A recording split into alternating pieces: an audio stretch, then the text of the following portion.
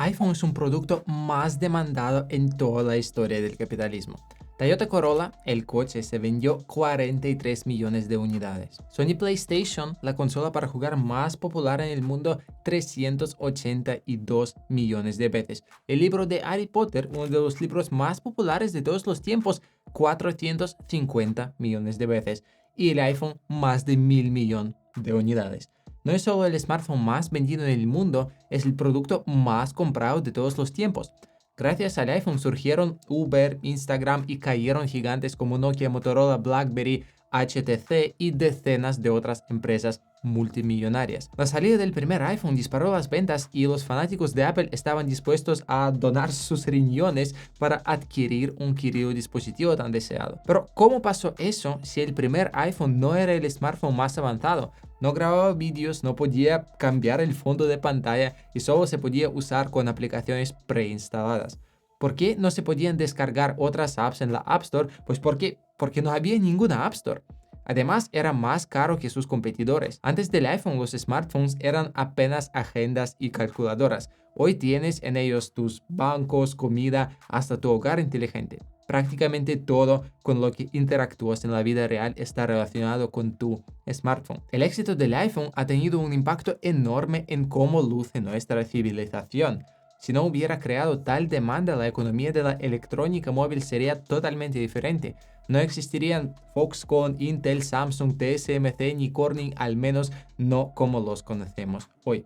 Pero la creación del iPhone fue un proyecto muy largo. Durante más de 2,5 años, las mejores mentes de Apple se volcaron al desarrollo del dispositivo, dedicando alma y cuerpo a cada detalle. Pues si Apple hace un teléfono, debe ser el mejor del mundo. Gracias a esa filosofía, Apple hoy domina más de la mitad del mercado de smartphones premium. En segundo lugar, con un 16%, es el gigante surcoreano Samsung, seguido de los grandes de menor escala, Xiaomi, Oppo, Vivo y Huawei con 3,4%. Incluso Google, con toda su potencia, aún no logra ocupar más de 1% del mercado con su popular Pixel. Hablar de las ventas de Apple en términos entendibles para un ser humano es complicado. En 2021, solo las ventas del iPhone le generaron a Apple 192 mil millones de dólares, es decir, más de 20 mil millones adicionales a los ingresos de toda Microsoft. Los ingresos de la App Store alcanzaron los 68 mil millones de dólares al año, casi lo mismo que la PIB de Salvador y Honduras juntos. La tienda de aplicaciones es equivalente a 2 PIB de Chipre, por ejemplo. Pero todo eso podría no haber existido si a principios de los años 2000 un grupo de jóvenes genios aburridos en las oficinas de Apple no hubiera decidido inventar algo extraordinario. Cuando se habla de la invención del iPhone, muchos piensan en una figura concreta, Steve Jobs.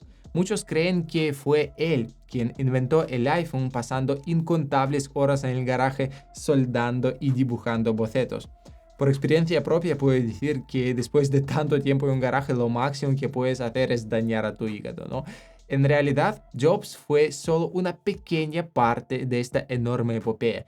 Es más, hasta cierto momento él mismo ignoraba que en su empresa se estaba desarrollando un dispositivo totalmente revolucionario.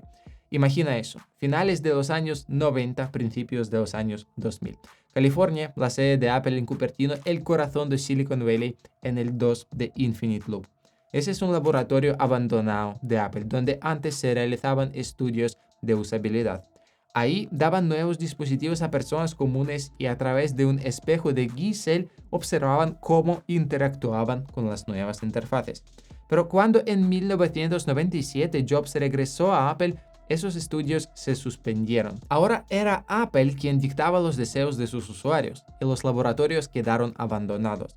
Fue en este laboratorio donde comenzaron a reunirse en secreto los ingenieros, desarrolladores, programadores y diseñadores. Esas reuniones no eran oficiales y no tenían un nombre, pero para entendernos llamemos este club secreto.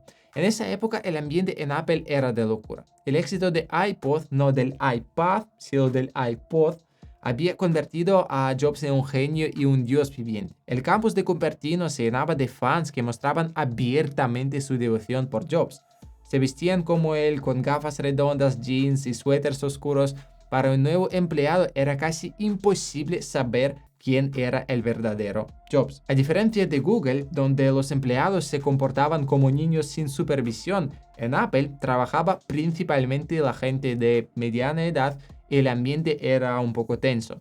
Los empleados no querían presentar ideas ni desarrollarlas. En gran parte, eso era por el propio Jobs, quien controlaba todo paso. El nacimiento del club secreto fue, en cierta forma, a pesar de Jobs, no gracias a él. Ahí se reunían entusiastas que se preocupaban de verdad por el futuro de la empresa. Al principio ni siquiera sabían en qué trabajaban exactamente, pero el objetivo común era explorar nuevas formas de interacción entre humanos y dispositivos tecnológicos. Recordemos que estamos a principios de los años 2000, la forma de interactuar con una computadora era más o menos así. Un ratón, generalmente de 2 botones, un teclado que no difería mucho de una máquina de escribir del siglo XIX, las interfaces y sistemas operativos eran confusos, primitivos. Si querías ampliar una imagen, tenías que mover el cursor al menú, hacer clic, seleccionar el área, hacer clic otra vez, pedirle ayuda a un amigo programador, pedirle a alguien que mantuviera pulsada la tecla Shift y luego hacer clic en aceptar. Esas pequeñas tareas resultaban muy agotadoras, ya que deberían repetirse decenas de veces cada día. Los ingenieros del club secreto experimentaban con sensores de movimiento, nuevos tipos de ratones multitáctiles, buscando una forma más cómoda y sencilla de interactuar con la información. Las reuniones eran tan secretas que ni siquiera Jobs sabía de esas reuniones.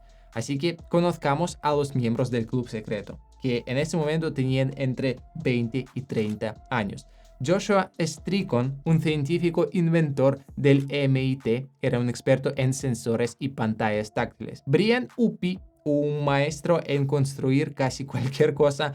Duncan Kerr, un diseñador industrial de renombre, y los protagonistas de nuestra historia, Buzz Ording e Imran Chaudhry, eran responsables de la interfaz de usuario. Ording y Chaudhry eran como Lennon y McCartney, como Bob Esponja y Patricio Estrella, inseparables y complementarios. No solo eran grandes amigos, sino los desarrolladores clave de la interfaz del Mac. Gracias a su talento, Apple se hizo famosa por su interfaz intuitiva fácil de usar incluso para un niño. Más tarde se les unió Mike Culbert, un experto en microcircuitos y veterano del proyecto Newton. Apple Newton fue el primer intento de la compañía de hacer su propio PDA, pero fue un gran fracaso debido a problemas con el reconocimiento de escritura a mano. Fue incluso motivo de burla en Los Simpson en los 90. Las reuniones del club secreto contaban con el apoyo discreto de veteranos de Apple como Steve Otelink y Craig Christie, quienes jugarán un papel importante en toda esa historia. En el club secreto se desarrollaban nuevas formas de interacción entre humanos y máquinas, pero en ese momento ni siquiera se pensaba en teléfonos. Sin embargo, Apple ya tenía planes de crear su propio teléfono. El Departamento de Diseño Industrial registró el dominio iPhone.org a finales de los años 90 y trabajó en numerosos prototipos de teléfonos plegables que inundaron al estudio de diseño con carcasas elegantes al estilo Apple, pero todos con botones. El equipo del club secreto buscaba una nueva forma de interacción. Querían tocar directamente los elementos en la pantalla. La tecnología de pantallas táctiles no era nueva, pero en ese momento la mayoría eran pantallas resistivas. Estas consistían en varias capas y cuando tocabas la pantalla, estas se juntaban registrando el punto de contacto. Las pantallas resistivas se usaban en cajeros automáticos, por ejemplo. En los PDAs de la época, esas pantallas eran muy imprecisas al usarlas con los dedos. Por eso venían siempre con un lápiz. Y dame un minuto para presentar mi curso, que es la guía completa para revisar un iPhone y ahorrar en la compra. En este curso descubrirás los trucos clave para identificar un iPhone de segunda mano en excelente estado, desde cómo verificar la salud de la batería y el número de serie para evitar dispositivos robados, hasta asegurarte de que cada función esté 100% operativa. Y si estás pensando en un iPhone nuevo, también incluye técnicas para conseguirlo a un precio considerablemente más bajo que el oficial. Espero que te resulte muy útil y nos regresamos a la historia de creación del primer iPhone. Las pantallas capacitivas eran otra historia. Esas pantallas estaban cubiertas por una capa de sensores que usaban campos eléctricos. como nuestro cuerpo conduce bien la electricidad, al tocar la superficie se distorsiona el campo, permitiendo registrar la coordenada de contacto con mucha más precisión. Solo necesitaban un ligero toque, no presión, aunque hoy las pantallas capacitivas están en todas partes, en ese momento casi no existían. Pero había un startup, Fingerworks, que había avanzado mucho en esta tecnología. Vendían un accesorio táctil que se conectaba a la computadora por USB y permitía hacer gestos de pellizco para zoom o desplazamiento para navegar. Sin embargo, trabajar con Fingerworks no era tan fácil. El accesorio venía con un largo manual que explicaba docenas de gestos diferentes y era necesario aprender a usarlo. El equipo del club secreto compró el accesorio de Fingerworks y decidió mejorarlo. Colocaron una hoja de papel sobre la pantalla táctil y encima un proyector conectado a un Mac para proyectar la pantalla de la computadora sobre la hoja. Joshua Stricon desarrolló un software que reconocía los movimientos de los dedos conectando la pantalla táctil con la computadora. Ese método de interacción era ideal para un portátil con pantalla táctil o una tableta. ¿Es este enfoque un plagio? En parte, sí, pero en la industria eso es una práctica común. Como decía Picasso, los buenos artistas copian, los grandes roban. Por ejemplo, en 1979, un grupo de ingenieros de Apple visitó el centro de investigación Xerox, PARC, un gigante de Silicon Valley en ese momento, y Jobs adoptó muchas ideas para Macintosh. Cuando Bill Gates creó Windows, Jobs le acusó de robar ideas de Apple, a lo que Gates respondió tranquilamente que ambos vivían cerca de un vecino rico llamado Xerox y que no importaba quién había robado a quién. Buzz Ording e Imran Chaudhry pasaban días enteros en el laboratorio abandonado desarrollando prototipos de software y diseños, creando la base para una nueva interfaz que se controlaba solo con multitáctil. Buzz escribía el código mientras Imran diseñaba los gráficos, los iconos, las animaciones y los elementos en movimiento. Cuando la idea del club secreto comenzó a tomar forma, llegó el momento de que el proyecto se convirtiera en una estricta confidencialidad. Los experimentos parecían cada vez más prometedores. Sin embargo, si Jobs entraba demasiado pronto y no aprobaba el proyecto, todo tendría que ser cancelado. Necesitaban mostrarle algo concreto a Jobs. Así que los miembros del club pasaron meses preparando material de demostración para mostrar que el multitáctil funcionaba, con mapas y fotos que se podían ampliar con un pellizco y archivos que se podían arrastrar por la pantalla. El primer prototipo era en realidad una mesa con un proyector en la parte superior y una vez que tenían varias versiones funcionales, llegó el momento de mostrarlo a los altos directivos. Duncan Kerr presentó el proyecto a Johnny Ive y a los otros diseñadores industriales. Ive era una estrella de Apple y creador del estilo visual de los productos de Apple, un referente en la industria. Jobs confiaba en esa persona y el prototipo lo impresionó tanto que dijo que cambiaría el mundo. Este mismo día, un genio innovador e ingeniero decidió que el futuro estaría en una computadora compacta que cupiera en el bolsillo. Es lo que ahora llamamos los smartphones. Creía que una interfaz intuitiva era clave para el éxito. Tomas el dispositivo y entiendes de inmediato cómo usarlo. El gadget tiene una pantalla táctil, iconos similares a objetos en el mundo real, acceso a internet, correo electrónico, juegos y muchas más aplicaciones. Para cumplir con los plazos, el innovador exigía a su equipo al máximo, la presión aumentaba, la tecnología a veces fallaba y a veces funcionaba. El día de la presentación, el teléfono milagrosamente revivió y el innovador salió al escenario y prometió a la gente un dispositivo que cambiaría todo. Así nació el teléfono inteligente, un smartphone. Esto sucedió en 1993 y el innovador fue Frank Canova, un joven ingeniero de IBM. ¿Pensabas en alguien más? Sí, Frank inventó, patentó y creó el primer smartphone, el IBM Simon, 15 años antes del primer iPhone. Hoy el Simon es una pieza de museo, pero no más que eso. Entonces, ¿por qué no se convirtió en el primer iPhone? Según el propio Canova, todo se debió a la época. Las tecnologías de ese tiempo apenas permitían ensamblar un teléfono inteligente de esa naturaleza. La presentación de ese poderoso dispositivo se realizó en 1992, pero el Simon estaba adelantando su tiempo, por mucho. ser el primero no siempre es motivo de alegría, ¿sabes? Para el momento en que salió el iPhone, los smartphones no solo existían, sino que habían recorrido un camino bastante largo. Habían Ericsson, Nokia y muchos otros que tenían teléfonos táctiles que funcionaban con internet, contaban con numerosas aplicaciones e incluso existía un dispositivo llamado iPhone.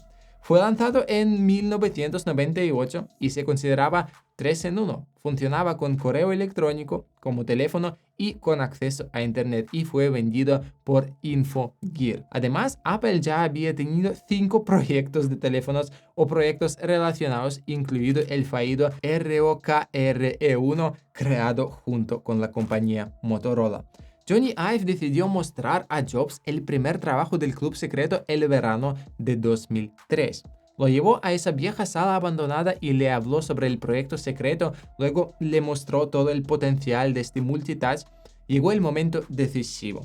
Jobs se acercó a la mesa con el proyector que apuntaba a una hoja de papel blanco. Steve exploró un poco el prototipo, pero la idea le pareció irrelevante. Jobs solo se interesaba en productos listos para la venta, no en proyectos en investigación. Pero los siguientes días, Jobs reflexionó y finalmente cambió su primera opinión. Probablemente el proyecto incluso empezó a gustarle y finalmente aprobó los desarrollos. Las perspectivas parecían realmente prometedoras. El invento podría usarse no solo en tabletas, sino también en computadoras convencionales, aunque en ese punto nadie aún pensaba en teléfonos. Jobs estaba entusiasmado, pero el futuro dispositivo necesitaba un chip que activara el software de los sensores táctiles desarrollado por Strigon. Fue entonces cuando Apple ofreció alrededor de $1 millón a Broadcom, una empresa que debía fabricar este mismo chip. Esta respetable compañía ya llevaba tiempo desarrollando con éxito varios productos de semiconductores. La creación del chip para el futuro dispositivo llevó unos 8 meses. Durante ese tiempo, el proyecto creció significativamente y el equipo logró crear unos 50 prototipos de dispositivos. Algunos se conectaban al ordenador mediante un cable, pero los más recientes eran autónomos y ya funcionaban con macOS de escritorio. Las tabletas Q79 se sobrecalentaban, la batería se agotaba en cuestión de minutos, pero los programadores lograron adaptar macOS para el control táctil de esa manera. Sin embargo, incluso con prototipos funcionales en la mano, el equipo apenas tenía idea de qué estaban tratando de crear. A principios de los años 2000, muy pocas personas conocían las tabletas con entrada táctil y solo unos pocos las usaban. Mientras tanto, Ording y Chaudhry trabajaban en la interfaz e integraban diversos elementos divertidos como el desplazamiento con un cursor rebotando en la parte inferior. Esos detalles añadían un elemento lúdico a la interacción con el sistema operativo. Cuando ves cómo se comportan las animaciones, inmediatamente piensas, wow, qué interesante, y repites la acción para ver el efecto de nuevo. Por alguna razón se tiende a pensar que el software debe ser aburrido. Sin embargo, el equipo de diseño buscaba motivar al usuario a explorar y descubrir el sistema. Quizás este enfoque sea una de las razones por las cuales hoy en día es tan difícil alejarnos de nuestros smartphones. De Steve Jobs, en mal humor corrían leyendas. Algunas de sus actividades eran imposibles de tolerar. En cada reunión solía hacer comentarios hirientes a sus colegas en el tono más bajo posible y a menudo armaba escándalos por cosas insignificantes. Sin embargo, el mal carácter de Jobs a menudo también jugaba a su favor. Apple era una enorme compañía con múltiples departamentos. Si había que hacer cambios en algún proyecto, conseguir la aprobación era un verdadero calvario y nadie quería hacerlo. Pero si lograbas la aprobación de Jobs, ya nadie se atrevía a interponerse en tu camino. Solo tenías que decir, eso es un deseo de Steve Jobs. Y todos obedecían de repente. Así tenías total libertad de acción porque a nadie se le ocurriría ir a verificar con Jobs si realmente había aprobado esa idea. La historia del primer iPhone está estrechamente relacionada con el iPod. Sin embargo, a pesar del éxito rotundo del iPod a principios de los años 2000, Apple seguía teniendo problemas financieros. Los empleados cobraban poco y el equipo estaba visiblemente envejecido. Los ordenadores Q79 fallaban constantemente y Apple no se ofrecía a reemplazarlos, por lo que el equipo tuvo que juntar dinero y ensamblar ellos mismos un potente equipo de PC con Windows. Además, el departamento de marketing simplemente no entendía por qué alguien quería usar un dispositivo portátil con pantalla táctil y lo promocionaban con una herramienta para agentes inmobiliarios que podían usarla para mostrar imágenes a sus clientes. Apple invirtió mucho dinero en este desarrollo, pero nadie en la empresa entendía realmente de qué se trataba. Eso desanimaba al equipo de Q79. Además, Jobs aumentó el nivel de secreto del proyecto y prohibió hablar de él con nadie, incluso dentro de la empresa. Eso también obstaculizaba el desarrollo, ya que los jóvenes especialistas no podían pedir consejo a ingenieros con experiencia. Las cosas llegaron al absurdo. De vez en cuando Apple organizaba eventos internos para otorgar premios de la calidad, de productividad, etc. En una de esas reuniones, el vicepresidente de desarrollo, Max, galardonó al equipo de Q79 con una cara seria diciendo: entregamos un nuevo premio a la innovación al equipo de Q79. Luego los llevó al escenario y les dio a todos manzanas rojas de piedra a tamaño real. No pudo añadir nada más debido al secreto de este proyecto. Es una locura. Imaginen los aplausos moderados y las caras sorprendidas de los asistentes cuando un hombre en código hecho de letras y números recibió un premio por inventar algo. Es como si el Oscar lo recibiera el director, no sé, Q150 por una buena película. Un clásico del absurdo en honor a la confidencialidad corporativa, pues no lo crees. Pero mientras tanto, el precursor del iPad comenzó a enfrentar serios problemas. Este proyecto Q79. Broadcom recibió el dinero y el desarrollo del chip iba en marcha. Decenas de prototipos de la tableta Q79 circulaban por Infinite Loop, pero aún nadie sabía en qué sistema operativo funcionaría el dispositivo. También se hizo evidente que la tableta sería demasiado cara. La mayoría tenía una idea aproximada de cómo podría usarse para ver imágenes, para navegar la web, leer libros y cosas por estilo. Pero para un trabajo serio, el Q79 pues no servía.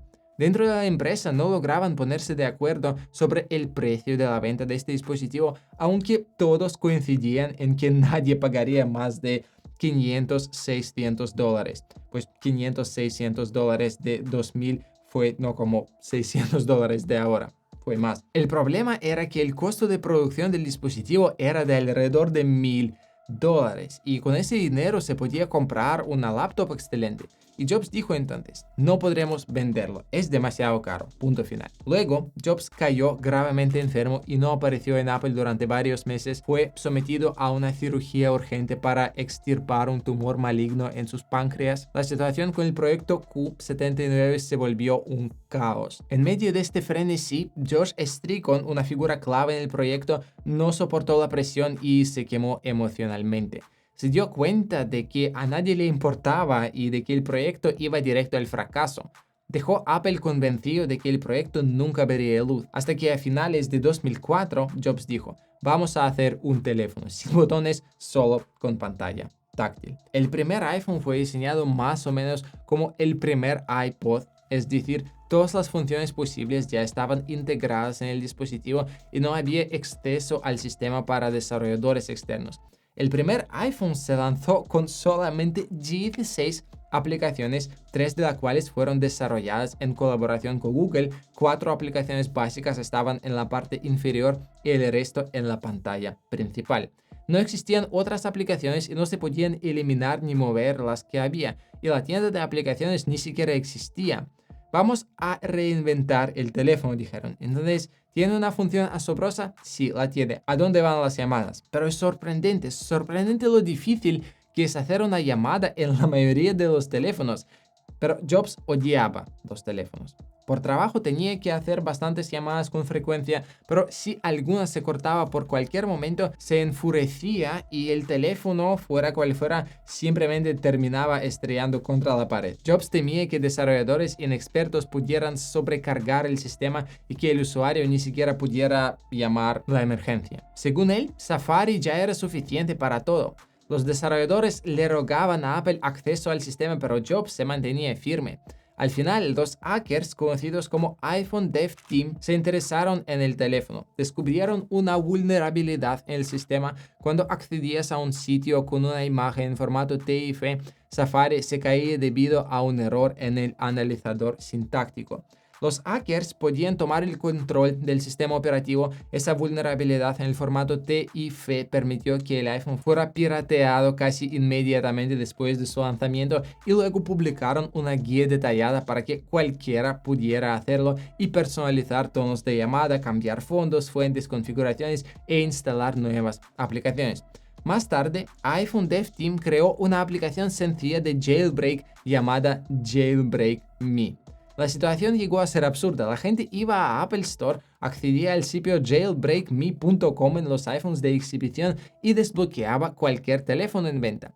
Finalmente, unas semanas después del lanzamiento, Jobs anunció que daría a los desarrolladores una alternativa.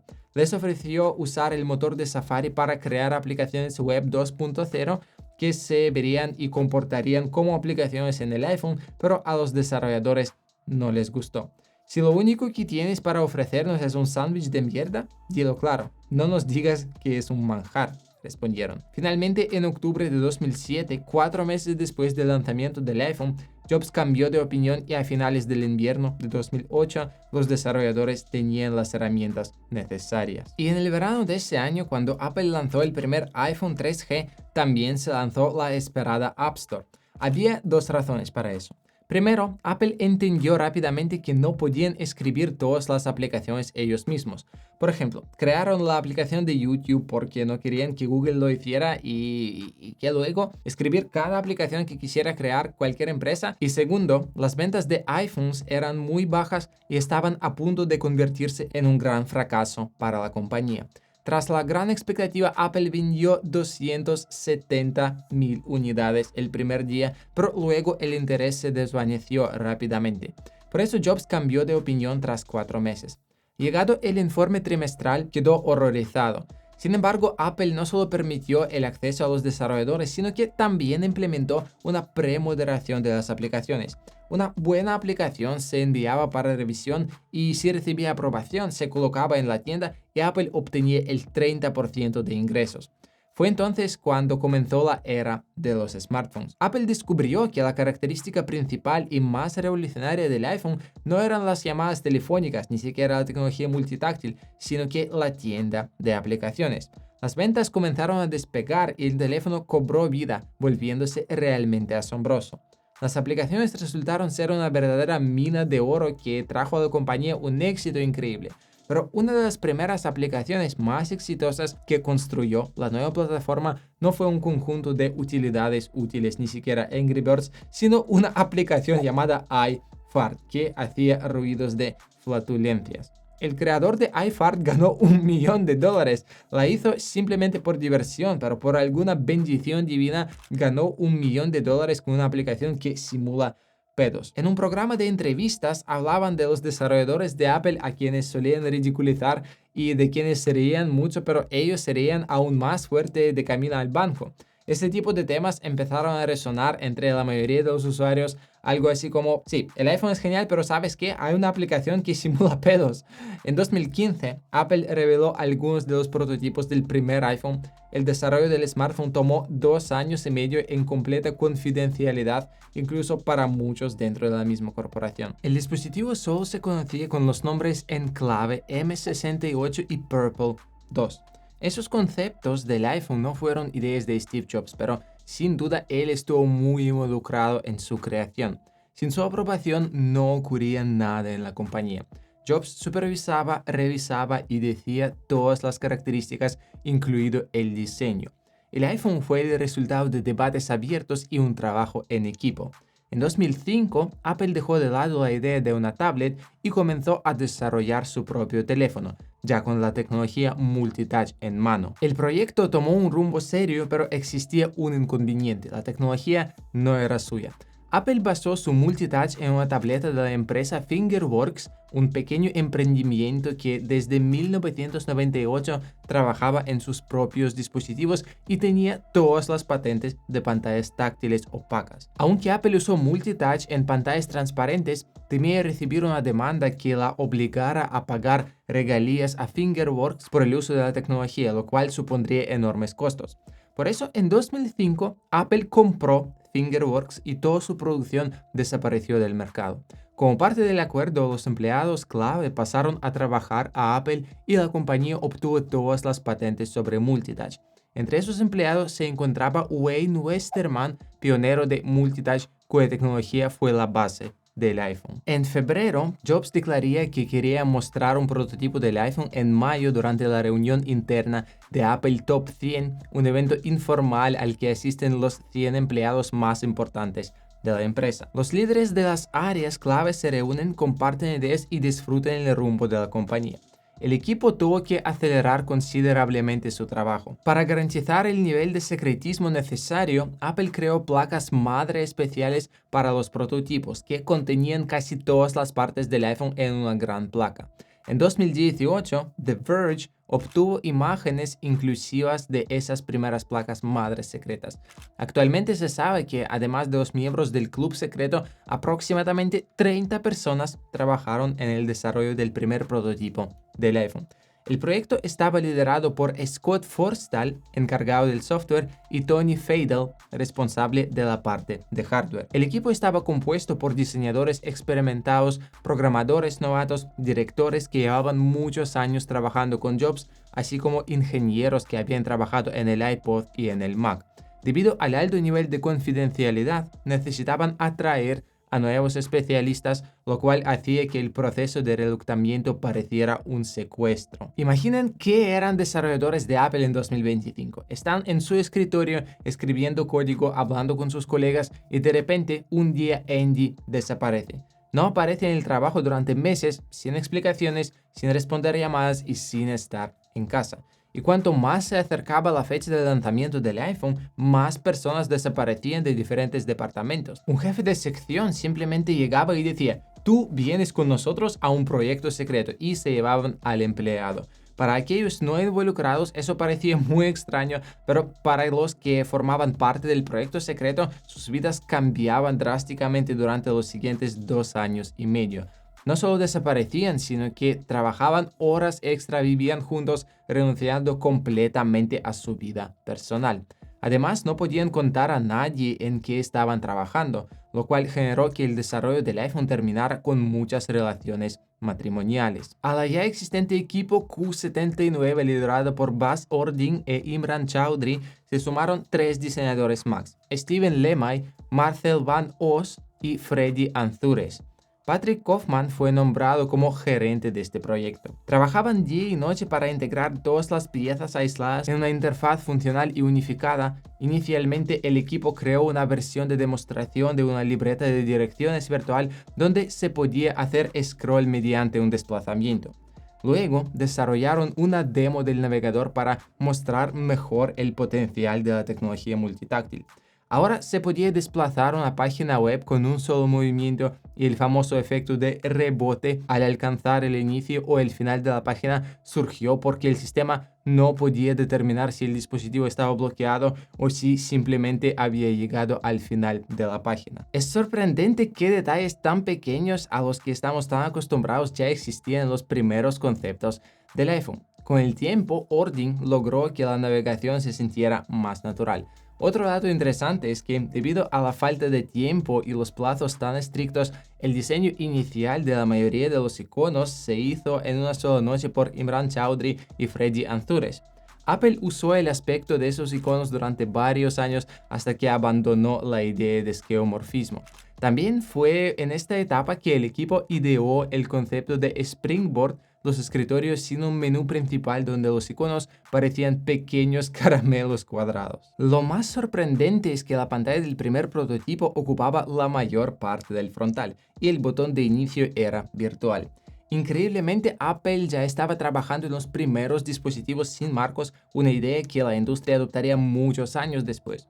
Poco a poco, el teléfono comenzó a llenarse de aplicaciones. Para mayo ya estaban listas de agenda el correo, el reproductor, el navegador y iTunes. Aunque el teléfono no funcionaba perfectamente, comenzaba a tomar forma. Era un trabajo agotador y extenuante, pero cuando se mostró el prototipo en la reunión Top 100 de Apple, todos, incluido a Jobs, quedaron impresionados. Una parte fascinante de la historia es que, desarrollando su propio teléfono, Jobs decidió colaborar con Motorola, marcando una nueva etapa clave en la historia del iPhone. En 2004, Jobs firmó un acuerdo para lanzar al mercado el primer teléfono con iTunes, el Rocker E1. Esa colaboración con Motorola fue para Jobs una forma rápida de lograr tres objetivos: permitir a la gente experimentar iTunes, aumentar las ventas del iPod Shuffle y establecer conexiones con las operadoras móviles que luego venderían el futuro iPhone.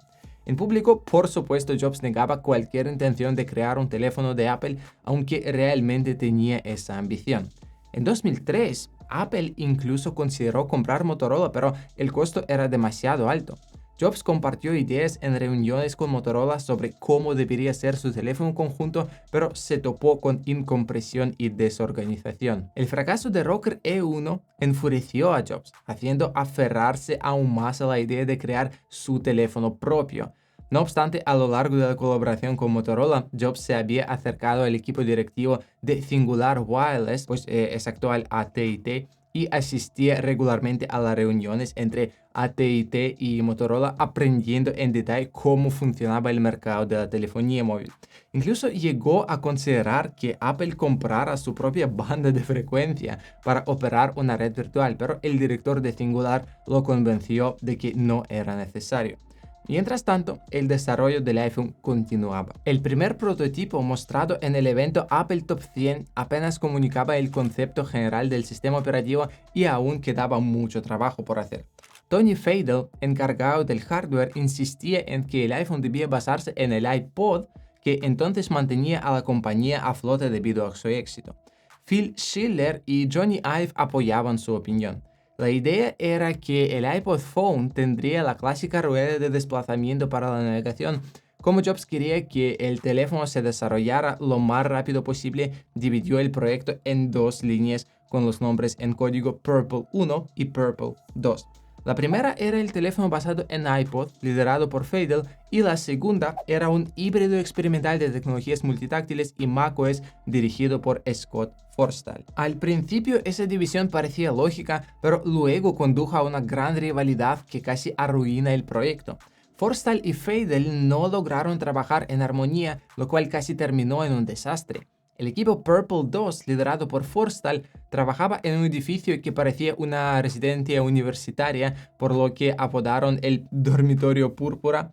Colgaron incluso un cartel que decía Club de la Lucha en referencia a la regla de no hablar del proyecto con nadie. Y a medida que todos comprendían la importancia del proyecto para Apple, todos querían tomar las riendas y asegurarse de dejar su huella en la historia.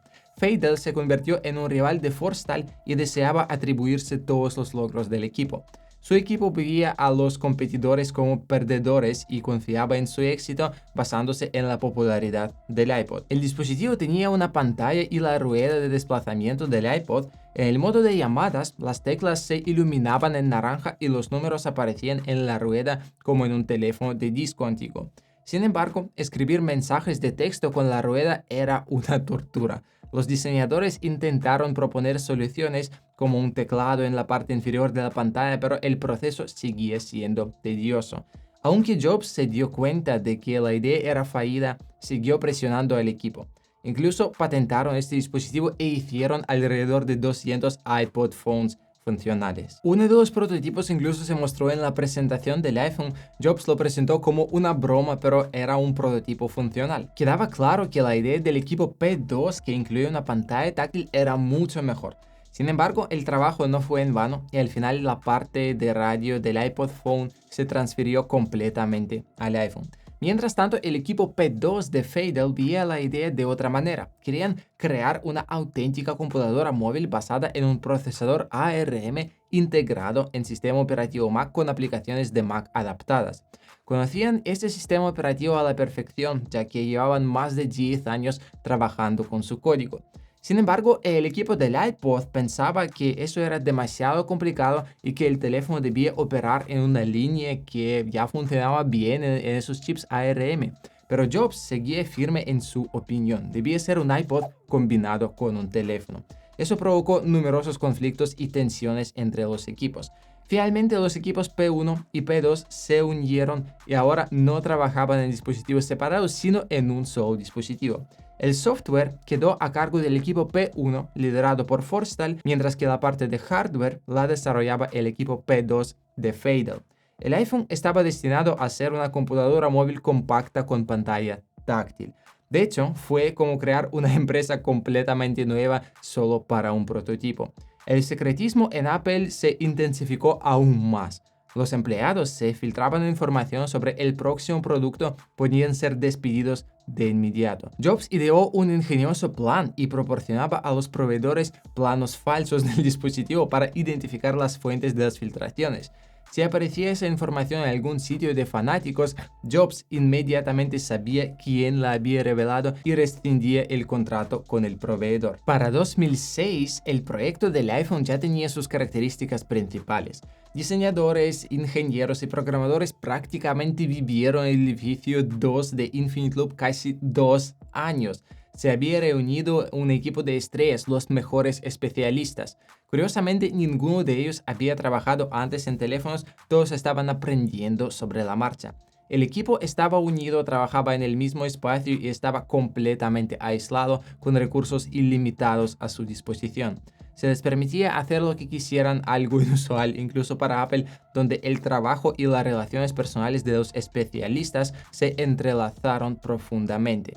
La jerarquía era la siguiente. En primer lugar estaba Steve Jobs, director de Apple, a quien Scott Forstall, responsable del software del iPhone, reportaba directamente. Bajo él estaba Henry Lamiró, quien supervisaba a Richard Williamson y Nitin Ganatra, cada uno a cargo de su propio equipo. Williamson se ocupaba de Safari y las aplicaciones de red, mientras que Ganatra trabajaba en el correo, el teléfono y otros aspectos. Craig Christie, jefe de la interfaz de usuario y responsable del diseño visual, también estaba bajo las órdenes de Forstall. En su equipo estaban Buzz Ording, Imran Chaudhry, Steven Lemay, Marcel Vanos, Freddy Anzures y Mike Matas. Además, Forstall supervisaba a Kim Borat, gerente de producción del producto, quien dirigía el departamento de control de calidad y era la única mujer en el equipo de software del iPhone.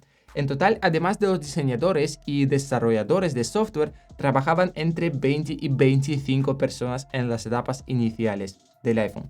Un número pequeño, considerado que el destino de la empresa estaba en juego.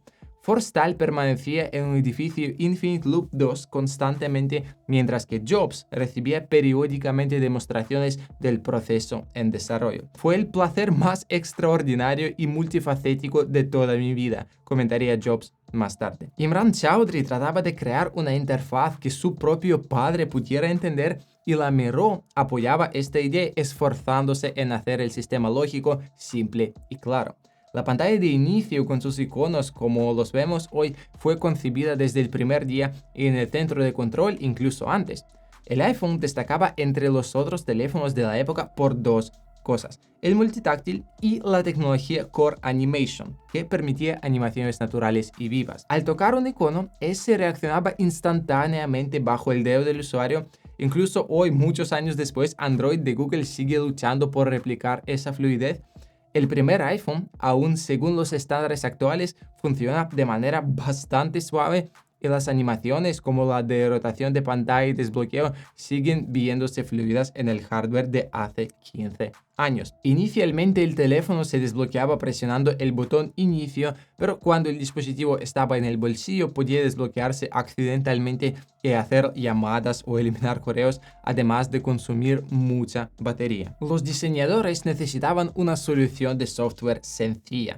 Consideraron varias opciones como deslizar dos dedos, tocar dos puntos al mismo tiempo o girar como una perilla, pero todas resultaban complicadas. La solución llegó de repente. El diseñador Freddy Anzures, en un vuelo de San Francisco a Nueva York, tuvo una inspiración al ir al baño. Al entrar, cerró el pestillo y al abrirlo se le ocurrió que era el mismo mecanismo necesario para desbloquear la pantalla. contó su idea al equipo y Buzz Ording la implementó. Chaudhry luego llevó el prototipo a su casa y se le mostró a su pequeña hija. Cuando ella, siendo tan joven, pudo deslizar el dedo para desbloquear el teléfono, comprendió que era una navegación que todos podrían entender.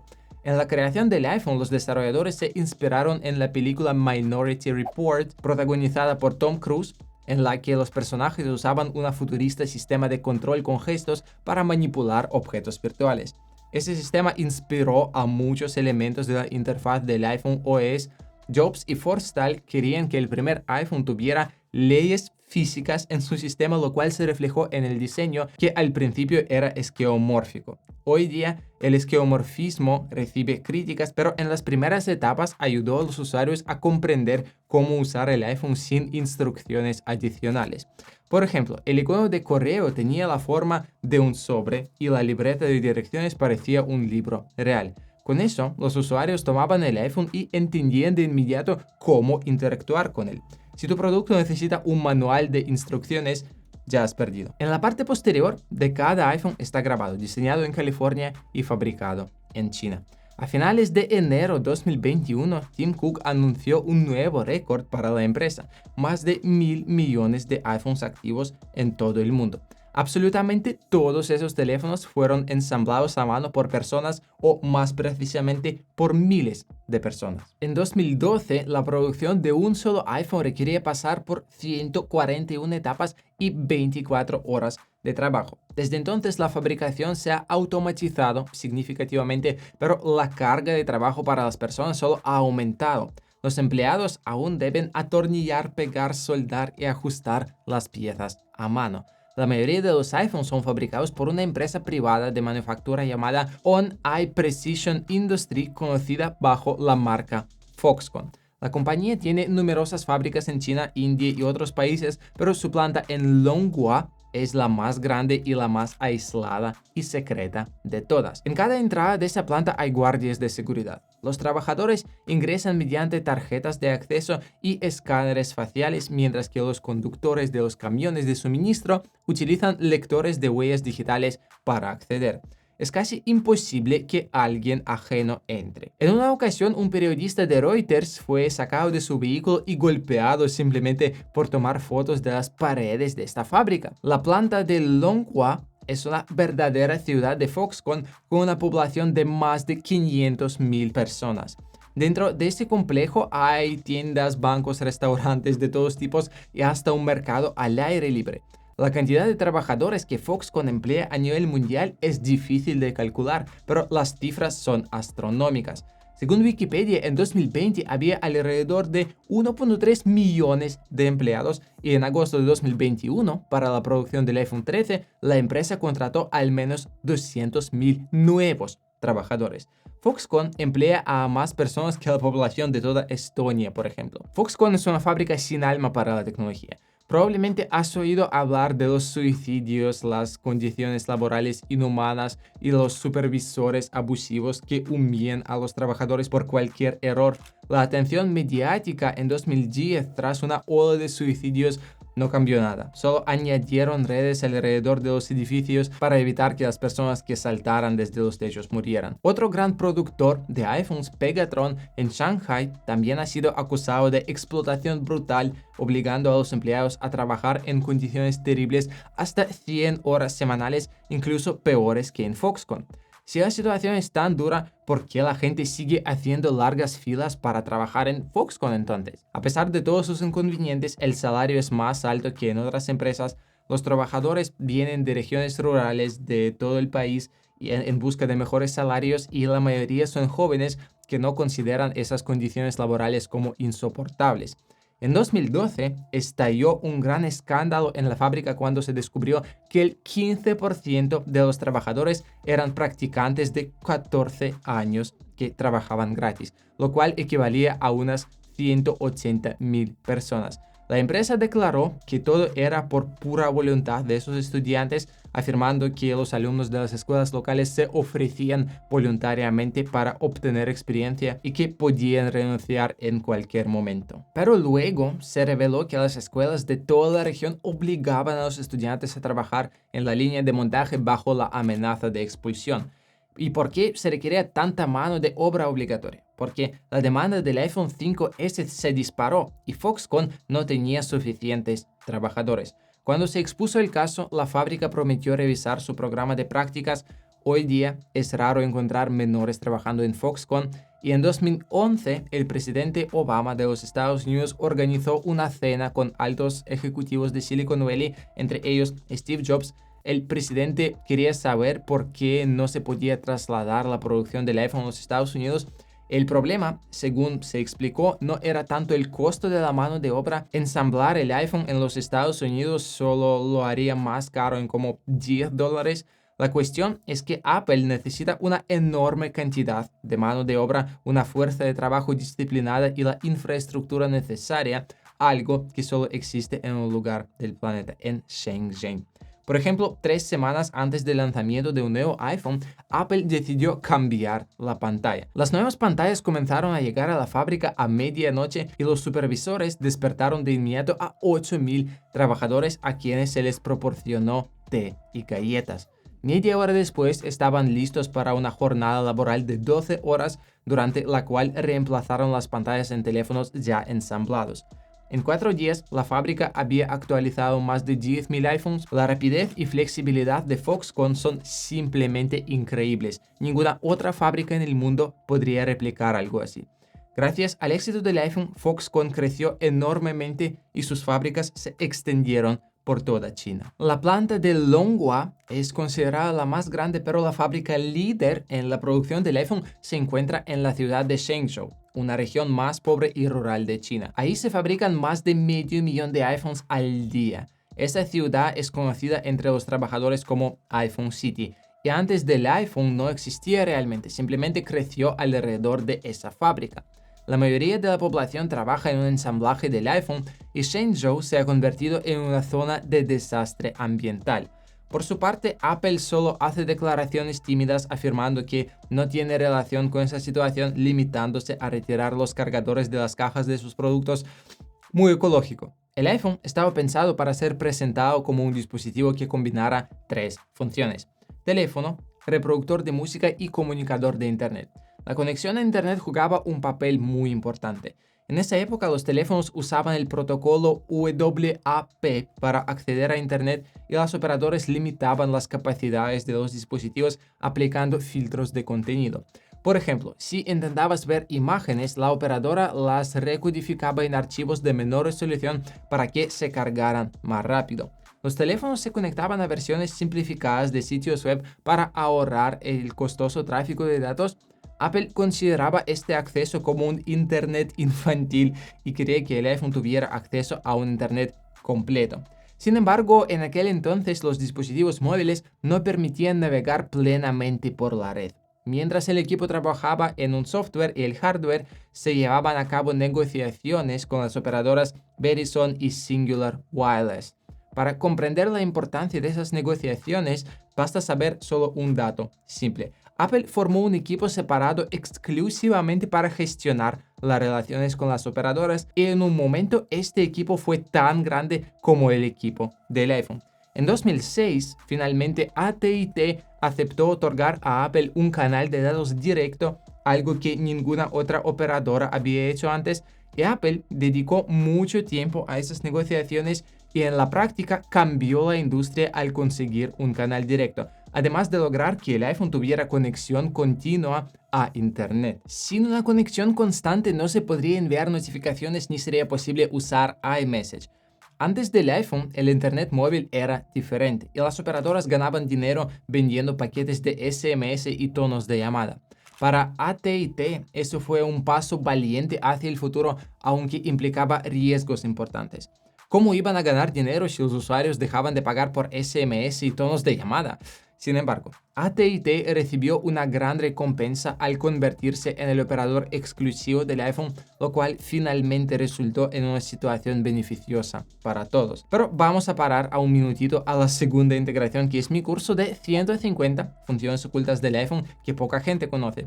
Descubre 150 funciones prácticas que la mayoría de las personas no utiliza, pero que pueden hacer tu experiencia con el iPhone mucho más eficiente, empezando de cómo habilitar la linterna por el doble doble clic hasta fichas de Safari, preservación de salud de la batería y muchas otras.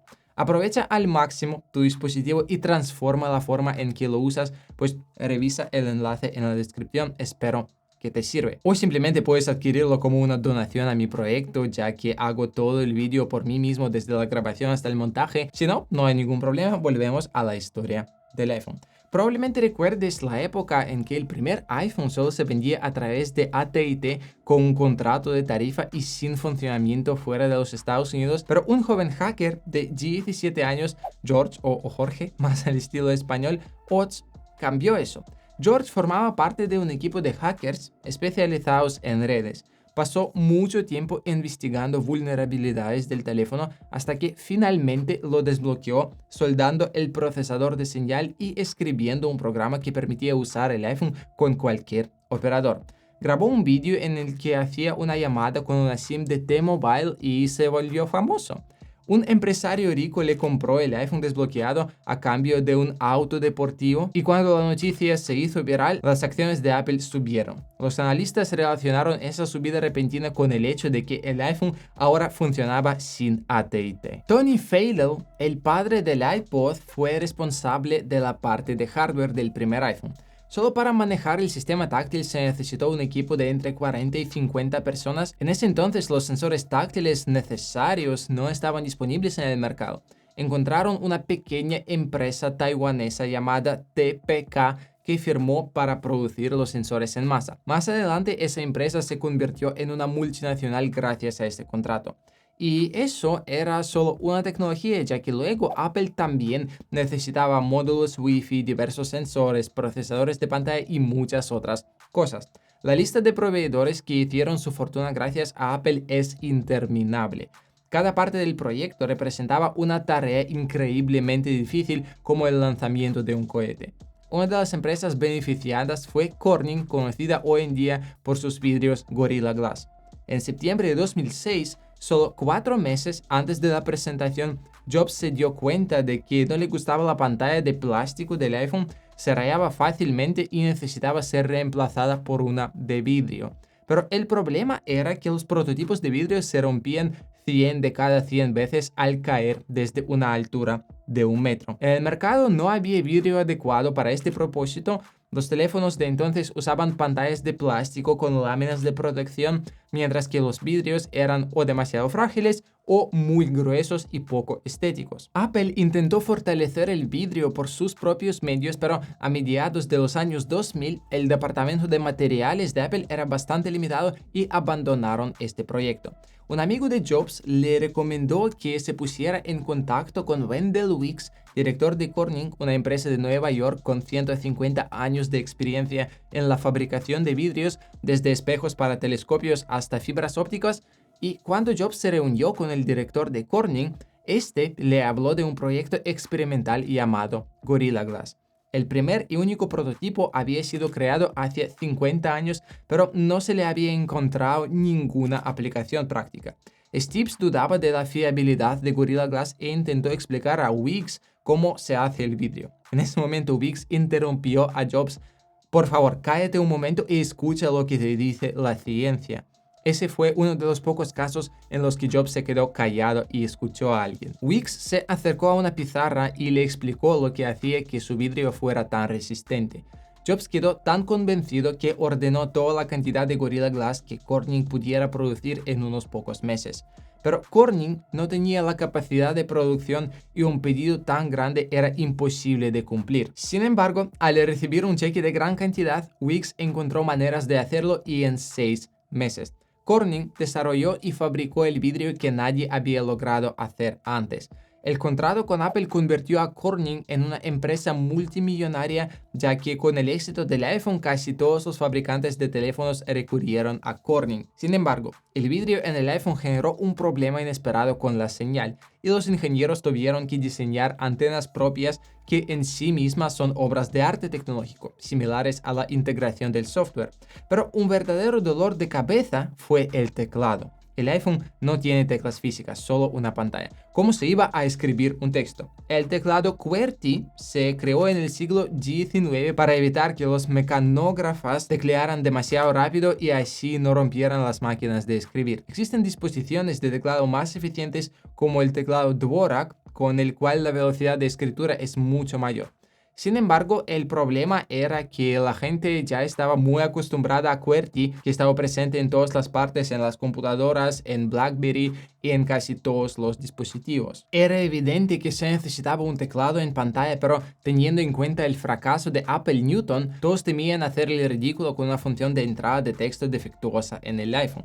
La famosa frase de los Simpsons, éramos pocos y parió la abuela, incluso se convirtió en un meme entre los ingenieros del dormitorio púrpura.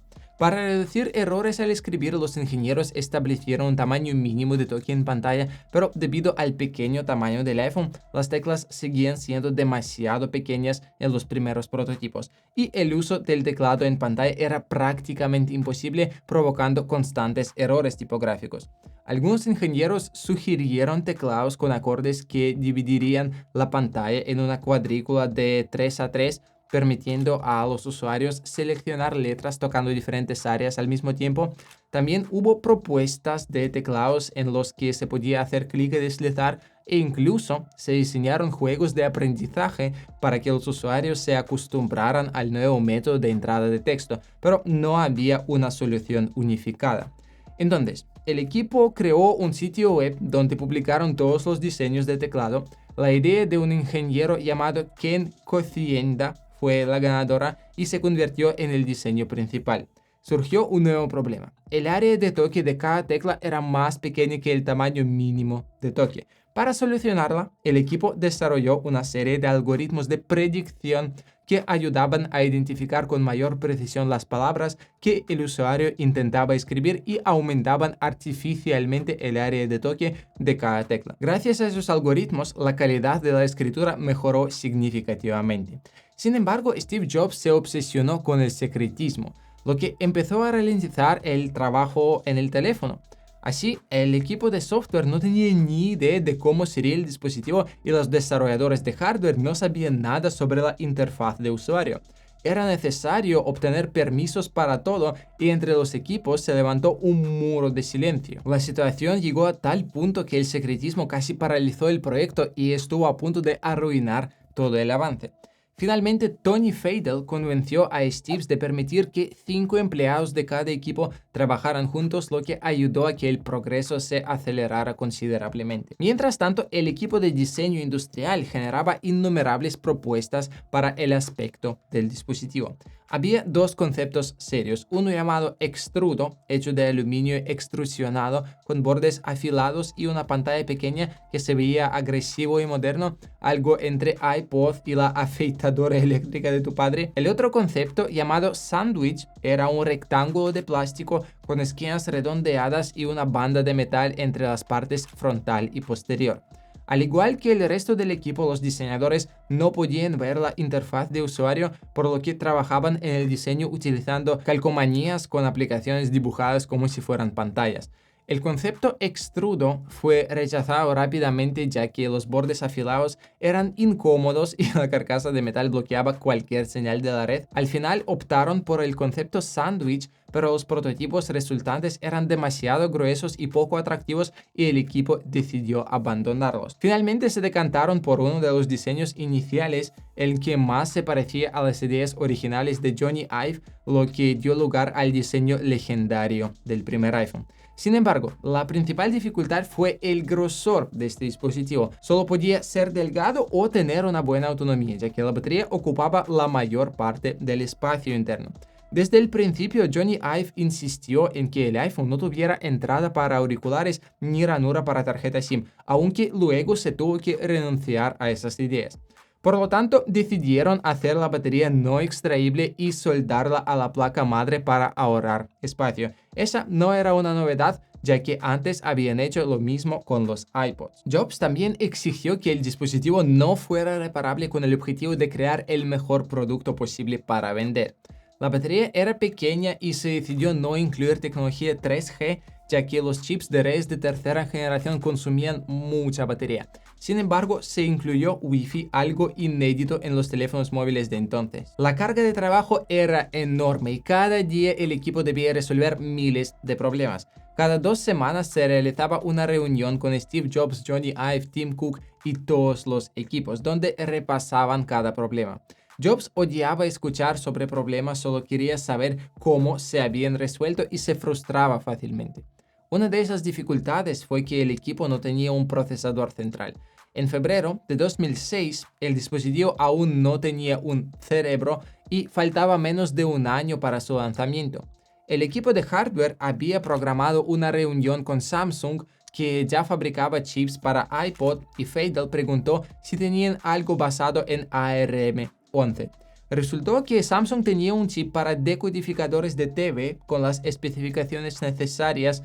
Los ingenieros de Apple explicaron las modificaciones necesarias y mencionaron que lo necesitaban en 5 meses, aunque normalmente el desarrollo de un chip lleva como 12 meses o 18 meses. Por supuesto, no le dijeron a Samsung que era para el iPhone, pero Samsung entendió el valor de Apple como cliente, desarrollando el chip con la colaboración de sus ingenieros en Corea y los de Apple en Cupertino.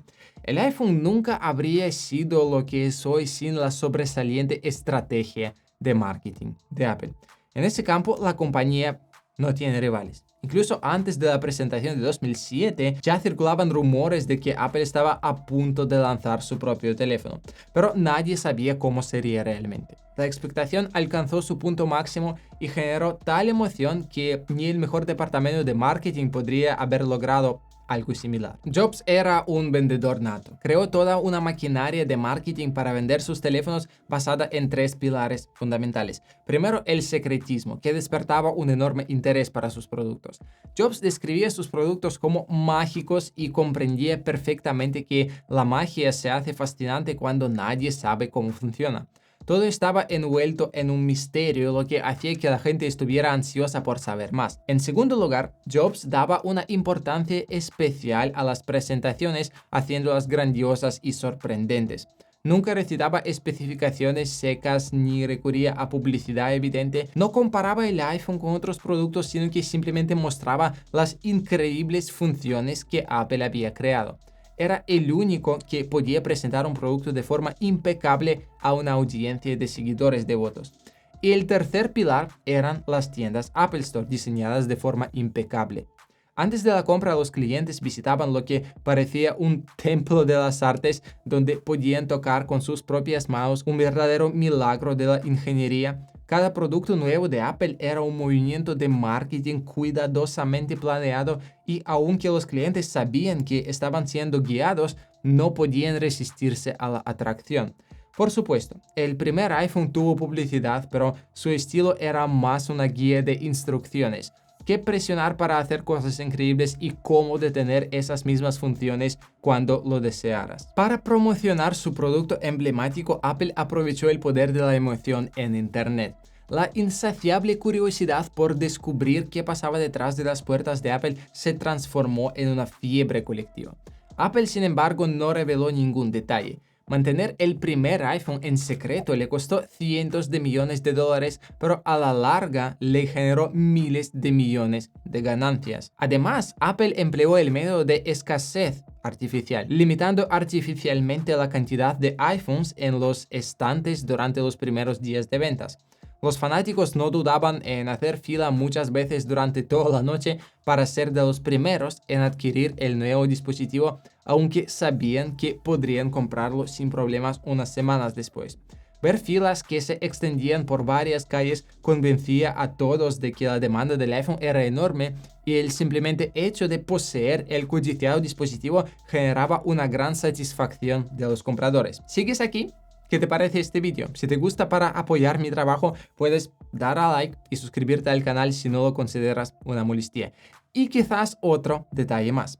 A un precio de $500, sin opción de elegir operador, con una cámara limitada y recepción mediocre, pues cállate, toma mi dinero. En 2006, la relación entre Apple y Google era más o menos amistosa, y Larry Page fue uno de los primeros en ver el iPhone antes de su presentación.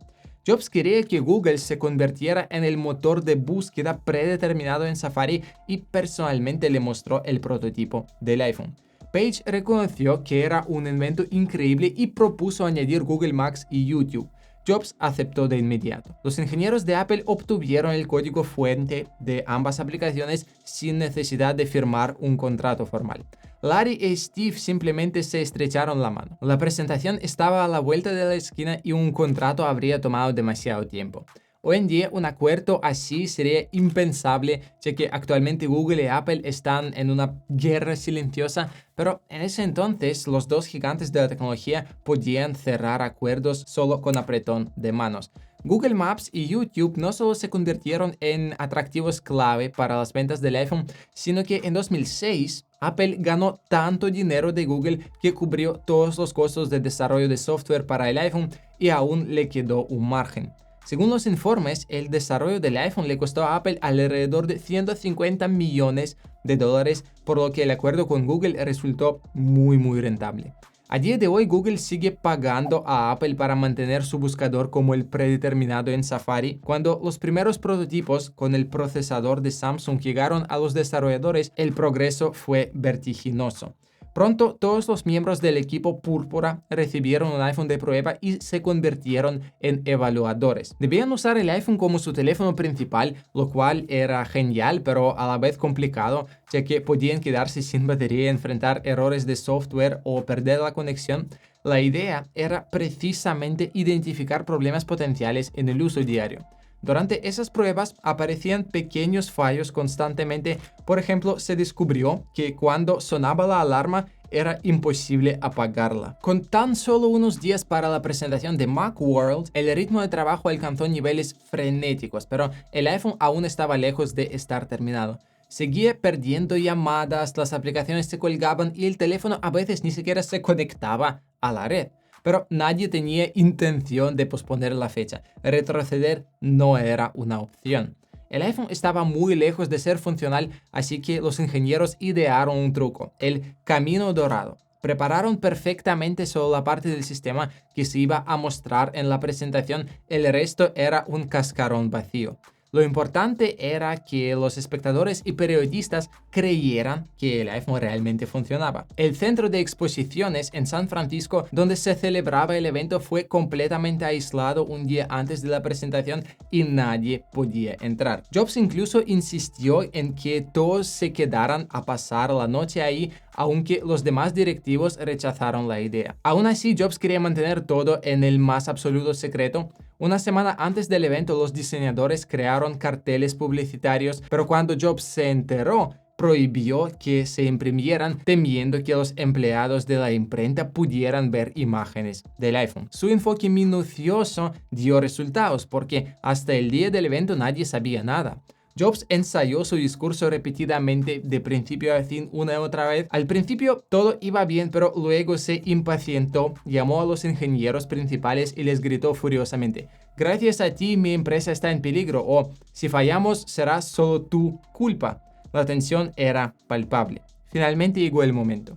Ingenieros, diseñadores y altos directivos involucrados en el desarrollo del iPhone se reunieron en la sala de conferencias en San Francisco la mañana del 9 de enero de 2007. La atmósfera estaba llena de entusiasmo y nervios. El director de Fingerworks, Wayne Westerman, el pionero de la tecnología multitáctil cuya empresa fue adquirida por Apple, ni siquiera fue invitado a la presentación y Jobs declaró en el escenario que el desarrollo del multitáctil pertenecía enteramente a Apple. El iPhone fue un éxito rotundo. Imagínate lo que era tener un iPhone en 2007-2008. Era considerado un dispositivo casi divino, mientras los competidores lo criticaban tímidamente y observaban desde lejos. El iPhone dividió la industria en un antes y un después. Enteró a decenas de grandes empresas y enriqueció a cientos de proveedores desconocidos. Pues conquistó el mundo. El equipo de desarrolladores del iPhone pasó el resto del día después de la presentación celebrando en la ciudad, bebiendo y festejando su éxito. Muchos de los trabajadores en el teléfono solo ahora comprendieron en qué habían estado trabajando durante todos esos años, ya que para la mayoría era simplemente el misterioso proyecto P2 y nada más. Dentro de Apple, el éxito del lanzamiento fue visto como un triunfo personal para Scott Forstall, lo que generó conflictos internos y cambios políticos en la empresa. Poco después, Tony Fadell fue removido de su cargo. Incluso en la presentación, Steve borró el contacto de Tony de la pantalla como un golpe simbólico al mostrar cómo administrar la lista de contactos. Los asistentes aplaudieron, pero los empleados de Apple comprendieron el mensaje, ya que en los ensayos Steve borraba un contacto aleatorio, no el de Tony. Como reconocimiento a que el desarrollo ocupaba la vida entera de los empleados, Jobs cerró su presentación agradeciendo a sus familias. La historia del iPhone no termina en esta presentación, al contrario, apenas comenzaba. El lanzamiento estaba programado para junio y los desarrolladores tenían por delante 6 meses para convertir un prototipo en un teléfono real con todas las funciones prometidas. Pero el verdadero potencial del iPhone 2G solo se reveló años después, cuando surgió el jailbreak, llegaron las aplicaciones y se formó una comunidad de entusiastas que mejoraba el sistema por su cuenta. Muchos piensan que Apple lanza el mismo iPhone cada año, mejorando solo el procesador, la cámara y la batería, pero esa es la clave. Desde 2007, el iPhone ha cambiado bastante poco porque en su desarrollo inicial se invirtió muchísimo tiempo y esfuerzo de desarrolladores geniales creando un verdadero ordenador en tu bolsillo que se maneja con un simple toque. Esa idea fundamental, en esencia, ha permanecido intacta. El primer diseño fue un tiro directo al blanco porque fue creado por genios. Esa no es la historia de alguien que se levantó una mañana de 2006 y decidió construir el mejor teléfono del mundo. Es una historia de personalidades conflictas, del heroísmo de cientos de personas y de una serie de fracasos, coincidencias y experimentos arriesgados. Pero fue así como se creó una leyenda. Nos vemos pronto. Chao.